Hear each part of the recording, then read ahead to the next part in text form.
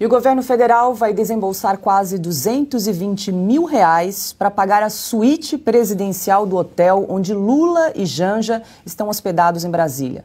O valor consta em um documento publicado hoje no Diário Oficial da União. Não há informações sobre o total de diárias, nem o período de estada referente ao valor pago. No site do hotel, consta que a diária na suíte presidencial pode chegar a R$ 4 mil. O casal deve ficar no local até a mudança para o Palácio da Alvorada, prevista para o fim de janeiro. A residência oficial da Presidência da República passa por reformas. Segundo Janja, a passagem da família Bolsonaro causou danos no Alvorada. Entre os defeitos apresentados pela primeira-dama estão a quina de uma mesa lascada, uma poltrona com rasgo no revestimento, tapetes desgastados e uma área do teto com infiltrações no gesso.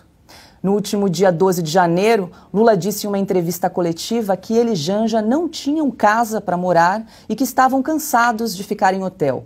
O petista sugeriu ainda que a reforma do Alvorada fosse feita sem licitação. Vamos rever um trecho dessa entrevista. Eu estou preocupado porque se você for fazer licitação para comprar um colchão ou para fazer uma cama, nós vamos demorar 90 dias. E eu, sinceramente, estou cansado de ficar no hotel, porque não é o local adequado para você governar um país, e parece até uma coisa irônica, né? Ou seja, acho que nunca antes na história do Brasil, eu sou obrigado a voltar a dizer isso, um presidente da República não teve onde morar. E aí, Flávia, é quase um escárnio com a população brasileira esse quase, comentário, né? Quase, não, isso é muito mais. O que eu acho engraçado, eu já comentei aqui uma vez, inclusive aqui no Oeste Sem Filtro, que, em primeiro lugar, é uma breguice sem fim essa reclamação da Janja com o Palácio Alvorada. Porque uma pessoa que conheceu seu marido numa cela de cadeia fica reclamando agora de quina. Olha, tem uma poltrona rasgada. Meu Deus, a família Bolsonaro causou danos aqui no palácio. Você tá num palácio, minha amiga. Pô, você conheceu seu marido aí numa cela de cadeia, entendeu? Agora tá reclamando aí do palácio. Olha, isso é de uma breguice sem fim, entendeu? Não consigo imaginar a rainha da Inglaterra chegando no Palácio da Alvorada e falando: olha, o tapete tá gasto. Onde já se viu uma coisa como essa? Vou ter que ficar no hotel agora, né? Gastar R$ 200 mil num hotel. Porque o tapete tá muito gasto. Nossa, como eu tenho nojinho da família Bolsonaro. Vamos ver lá, vamos chamar umas benzedeiras lá também para passar lá uns ares melhores, coisa desse tipo. Isso aí, na verdade, representa o que o Lula é há muito tempo, há muitas décadas. Porque é essa, como disse a Ana ali no começo, falando sobre o português dele, né, esse negócio de falar R$ 3 mil, a gente sabe muito bem que o Lula sabe falar R$ 3 mil. Ele fala isso de propósito, também com uma breguice sem fim, tentando ter uma espécie de aproximação com o povo. Na verdade, a gente sabe que o Lula tem uma origem pobre sem nenhuma dúvida. Vem de uma família sofrida, retirante nordestino, veio trabalhar, só que isso aí já ficou no passado, mas há muito tempo. Ele entende de vinhos muito mais do que todos nós juntos, ele entende de luxo, hotéis, riqueza daquela assim, irreal, sabe? Não é aquela riqueza dos ricos brasileiros, é aquela riqueza dos poderosos brasileiros, sabe? De portas fechadas, muito mais do que qualquer coisa, só que ele nunca usou nenhum desse poder, nem um pouquinho dessa riqueza para adquirir cultura, para ler um livro, para fazer alguma coisa boa para as pessoas, né? Como disse o Silvio falando aqui do imposto sindical um pouco antes, é interessante a gente pensar que, por exemplo, tanto o imposto sindical quanto esses rios de dinheiro aí que são para os luxos dos políticos poderiam ir para os pobres, poderiam ir para construir, sei lá, uma caixa d'água no Nordeste, lá na terra dele, inclusive onde que ele não foi tão bem votado assim, exatamente naquela cidade milimetricamente assim, poderia ser feito para isso, mas não, aí o dinheiro que vai para os artistas ricos do Leblon, porque senão eles não ficam tão felizes com o PT. Faz só para essa riqueza, entendeu? Na hora do vamos ver, aí esquece imposto sindical, esquece tudo. Aí é só coisa para os ricos pagas pela classe média. E aí, Ana, por enquanto o valor das diárias aí já soma R$ 220 mil. Olha, o Flávio usou uma expressão, né, uma breguice sem fim, mas o Departamento Jurídico falou que eu não posso comentar o que é uma breguice sem fim.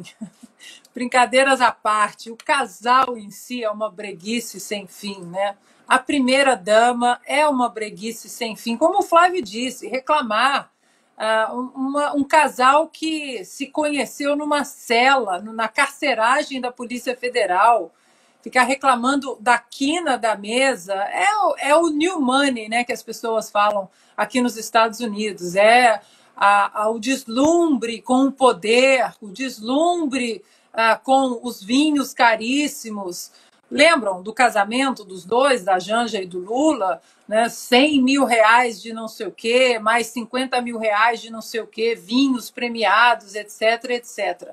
Agora, o curioso é assim, é engraçado como o Lula e muitos ali também do PT, os asseclas ligados ao petismo, como eles falam de uma maneira hoje, como se o passado não existisse no Brasil. O passado político, da corrupção, a Lava Jato, os bilhões de dinheiro devolvido aos cofres do pagador de impostos do Brasil. Então, quando Lula fala uma frase como nunca antes na história do Brasil, a vontade é de sentar e fazer uma lista e mostrar para o Lula o que, na verdade, no que nós podemos usar essa expressão, nunca antes na história do Brasil. Né? Nunca antes na história do Brasil foi tão difícil explicar o Brasil para estrangeiros, seja por um descondenado, aí um condenado em 3 instâncias, né, por vários juízes, com provas sobradas, como disse o desembargador Gebran Neto, do TRF4, de Porto Alegre. Aliás, o tribunal TRF4, que tem desembargadores nomeados pelas administrações petistas, aquele tribunal ali, né, de segunda instância, não apenas reforçou a condenação que veio do então juiz Sérgio Moro, mas aumentou a pena do Lula de 8 anos e alguma coisa na primeira instância, na vara de Curitiba, para 12 anos e alguma coisa. O Silvio me corrija se eu estiver errado ali nos números.